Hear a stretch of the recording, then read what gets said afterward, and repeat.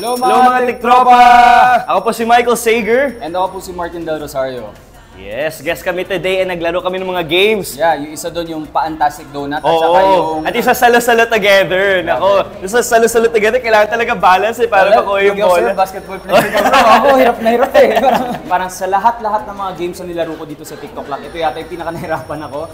Hindi ko alam, parang 3 beses yata ako nalaglag, parang naka-0 yata, wala yata na-shoot sa akin, bro. Wala, talong-talo ako ni Michael, di ba? Pero yung donut, grabe din. Yung mukha natin hanggang ngayon, meron pang asukal dito. Nakakagat ka ba? Hindi nga eh. Sayang, gutom pa naman ako, hindi wala ako nakakagat, maski konti dun sa donut eh. And of course, merong Stupid Love performance by Vendetta and Ninya Holmes kanina. Naku, ang astig nila. Solid. Tiktropa, gusto ko kayong imbitahan sana na panoorin ang bagong episode na Magpakailanman this Saturday po yan, 8:15 PM. #MPK Hostage. Ito yung kwento ni Jimmy Pacheco tungkol to sa isang OFW na nakipagsapalaran sa Israel at nagsuffer under sa Hamas. Wow. Abangan nyo kung ano yung journey ng kanyang tatakakin para sa mga sakripisyo kanyang gagawin para sa kanyang pamilya. Thank you mga tiktropa!